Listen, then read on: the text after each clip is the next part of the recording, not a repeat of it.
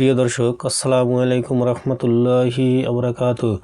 আপনারা যে যেখান থেকে দেখছেন এবং আমার কথাগুলো মনোযোগ দিয়ে শুনছেন, দেশ কিংবা প্রবাসে, সকলকে জানাই আন্তরিক ধন্যবাদ ও অভিনন্দন।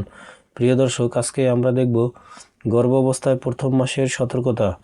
1 নম্বরে, ডাক্তারের পরামর্শে নিয়মিত ফলিক অ্যাসিড সেবন করুন।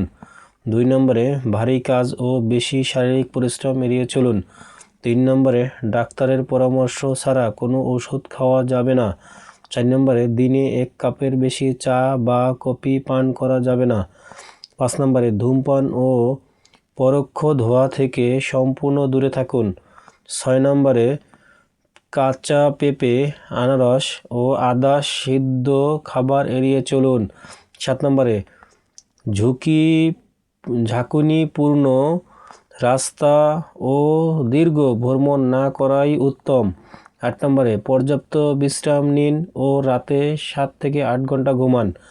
9 নম্বরে, কড়া রাসায়নিক মশা স্প্রে ও হেয়ার ডাই এড়িয়ে চলুন।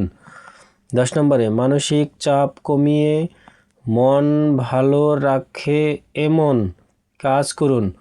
ধন্যবাদ এতক্ষণ আমার কথাগুলো মনোযোগ দিয়ে শোনার জন্য। আসসালামু আলাইকুম রহমতুল্লাহি আবরাকাতুহু।